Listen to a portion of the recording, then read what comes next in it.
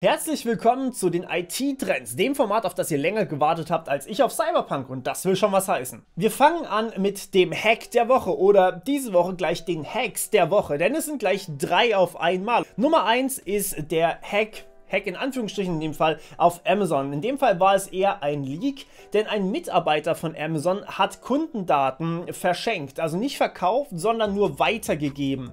Kostenlos sozusagen. Und darunter waren E-Mail-Adressen und Telefonnummern. Das heißt, wenn ihr in der nächsten Zeit ein wenig mehr Spam bekommt oder vielleicht auch Spam-Anrufe und so eine E-Mail bekommen habt, dann liegt das vermutlich daran.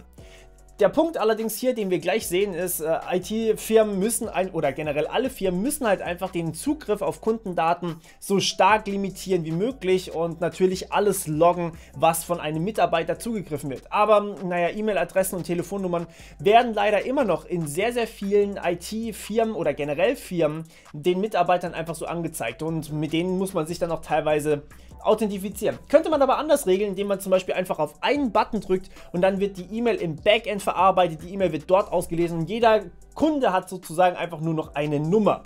Wäre die bessere Variante, aber gut, okay. Unser Hack Nummer 2 bezieht sich auf Finnland, und zwar finnische Akten über Psychotherapie-Patienten. Das heißt, wirklich sehr sensible Daten wurden geklaut, und das waren insgesamt 10 GB an Daten, die im Darknet da veröffentlicht wurden.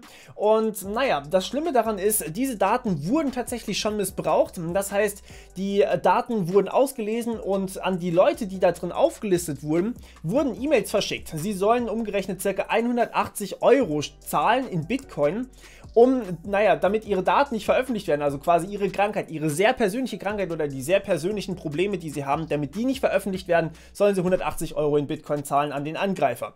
Im Endeffekt eine moderne Erpressung, würde man mal so sagen. Nummer 3 ist ein Denial-of-Service-Angriff gegen das Robert-Koch-Institut am Donnerstag zwischen 8 und 10 Uhr, das die Webseite kurzzeitig lahmgelegt hat. Das habt ihr vielleicht mitbekommen, falls ihr gerade zu dem Zeitpunkt auf die aktuellen Corona-Zahlen zugreifen wolltet. Allerdings, ich kann euch beruhigen, das Robert-Koch-Institut ist intelligent, was das angeht. Nur die Webseite, das heißt da, wo man quasi das Ganze sehen kann, ist down gewesen, also nicht erreichbar gewesen. Und die restlichen Dinge, also eben die Corona-Warn-App oder auch das Sammeln von Daten, das Melden von Daten, das hat alles weiterhin funktioniert. Das war in einem separaten Container offensichtlich. Und der ist weiterhin gelaufen, ohne irgendwelche Probleme zu haben. Das heißt, hier gibt es absolute Entwarnung von meiner Seite, überhaupt nicht schlimm gewesen. Kommen wir zum Aufreger der Woche. Ihr habt es vielleicht mitbekommen, Cyberpunk 2077 wurde auf den 10.12. verschoben. Das gab natürlich so ein kleines bisschen Unmut in der Community, die sich darauf gefreut hat. Allerdings ist das nicht das, was ich euch mitteilen möchte, denn naja, was ich euch eher mitteilen wollte, ist, was die Entwickler eigentlich für Feedback bekommen haben von der Community. Ich meine, viele verstehen das, dass das Spiel fertig sein soll und dass die Mitarbeiter bitte danach auch noch weiter entwicklungsfähig sind und vielleicht nicht aufhören zu entwickeln. Aber andere Leute scheinen überhaupt kein Verständnis zu haben, dass Menschen auch mal schlafen müssen, und haben dem Entwicklerteam von Cyberpunk 2077 Morddrohungen im schlimmsten Format geschickt, die ein Mitarbeiter auf Twitter geteilt hat. Das Ganze ist wirklich ekelhaft meiner Meinung nach und naja, führt im schlimmsten Fall dazu, dass solche Entwicklerstudios oder andere kreative Leute, wie zum Beispiel die von The Last of Us 2, gar nichts mehr machen und sich 5-mal überlegen, ob sie überhaupt einen Job annehmen wollen. Oder ob wir überhaupt keine Release-Termine mehr bekommen, wer weiß das schon. Schreibt mir eure Meinung mal gerne in die Kommentare rein. Wo wir gerade bei Versagen sind, ihr habt es vielleicht mitbekommen, GitHub hat ein Repository offline genommen wegen einem DMCA-Verstoß, das heißt wegen quasi Urheberrechtsverstoß. Es geht natürlich um den YouTube-Downloader, den man bei GitHub sehr, sehr lange Zeit benutzen konnte und runterladen konnte und der euch dann im Endeffekt YouTube-Videos runtergeladen hat. Der wurde jetzt offline genommen und naja, sagen wir es mal so, es war nicht von sehr langer Dauer. Kurz drauf ist einfach ein zweites Repository erschienen, wo der YouTube-Downloader wieder da ist. Und was noch viel schlimmer ist, es gibt einen Bug in GitHub, sodass man einfach Repositories oder Code anfügen kann zu einem Repository, das man nicht selbst besitzt.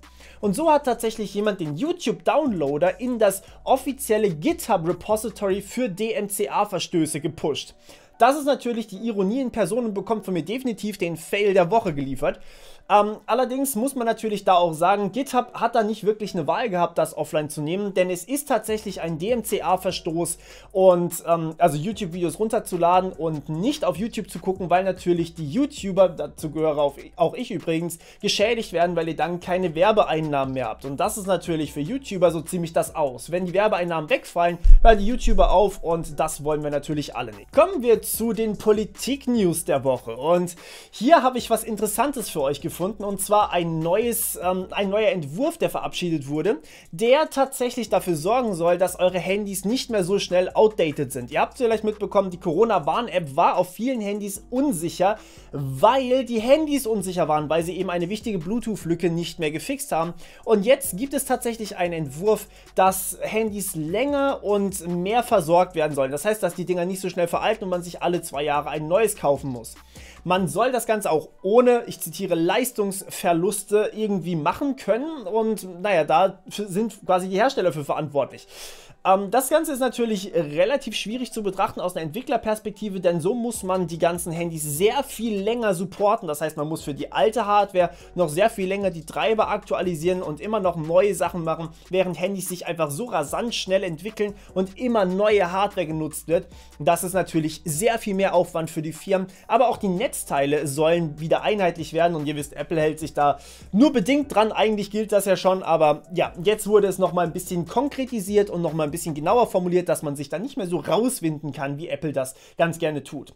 Wie findet ihr das? Seht ihr das eher aus der Entwicklerperspektive, dass es unnötiger Support-Kram, oder seht ihr das eher aus der Consumer-Perspektive, dass ihr auch mal ein Handy für länger als 2 Jahre nutzen wollt, ohne gleich gehackt zu werden? Schreibt mir das gerne mal in die Kommentare rein. Damit kommen wir auch schon zu den Hardware-News der Woche und hier ist was ich ganz persönlich hart gefeiert habe, und zwar AMD hat seine neue Grafikkarte vorgestellt.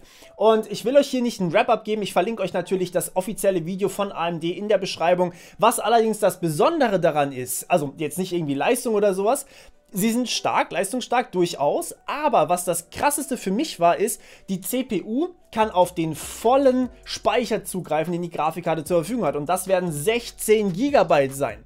Das heißt, die CPU, also nur die Ryzen 5000, weil AMD und AMD gut harmoniert, ne? Die kann auf die vollen 16 GB des Grafikkartenspeichers zugreifen. Und das macht im Endeffekt, also ich weiß nicht genau, wie man es umsetzen kann. Bei Spielen gibt das bis zu 13% Boost, aber man könnte natürlich auch hier einfach Arbeitsspeicher quasi auslagern. Das heißt, wenn man hier viel zu wenig Arbeitsspeicher im Rechner hat, kann man hier quasi einfach den Grafikkartenspeicher noch dazu nutzen. Und vielleicht kann man sogar die GPU irgendwie speziell ansteuern, ohne die GPU direkt anzusteuern. Wer weiß das schon. Ich bin auf jeden Fall gespannt, wie es da weitergeht. Mal sehen, was daraus wird. Damit sind wir schon fast am Ende. Jetzt gibt es allerdings noch 2 coole Kategorien, und zwar einmal den großen Win der Woche, den ich euch präsentieren möchte, dieses Mal von Microsoft.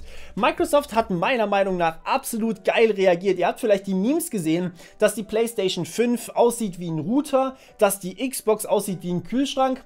Microsoft hat das auch gesehen und hat jetzt tatsächlich einen Kühlschrank im Xbox-Style rausgebracht, den man sich kaufen kann. Das ist einfach nur absolut genial und ich feiere das zutiefst. Freut mich sehr, dass die dieses Meme auch wirklich wahrgenommen haben. Ich freue mich schon auf den Router, den Sony rausbringen wird, und den werde ich mir dann eventuell auch kaufen, weil der, den ich hier habe, ist offensichtlich relativ grütze. Und damit sind wir beim letzten Thema angelangt, wo ich euch auf eine Recherche verweisen möchte, wo ihr noch ein bisschen mehr lesen könnt. Und zwar eine Recherche von Vice, die ein bisschen untersucht haben, wie eigentlich bei X-Hamster, also einer Porno-Webseite, dafür gesorgt wird, dass keine Minderjährigen darauf sind. Das ist gar nicht so einfach, denn, naja, ich sag jetzt mal, viele schminken sich schon ein bisschen jünger und viele sehen auch älter aus, als sie eigentlich sind.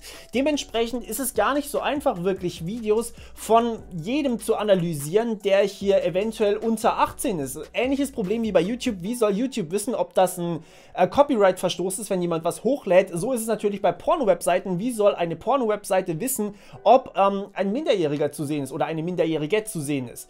Und deswegen müssen hier tatsächlich die Mitarbeiter von Hand das alles aussortieren, und naja, die können halt auch nicht mehr machen als zu raten. Die haben keinen Altersnachweis für Leute, die eigentlich Inhalte hochladen bei sich auf der Webseite. Das ist auf jeden Fall richtig harter Fail, aber es geht natürlich noch sehr viel mehr im Detail und ich verlinke euch, wie gesagt, die Recherche in der Beschreibung drin. Schaut da gerne mal vorbei und lasst mich vor allem wissen, was ihr zu diesem neuen Format haltet. Und ja, wir hören uns wieder beim nächsten Mal. Bis dann, ciao.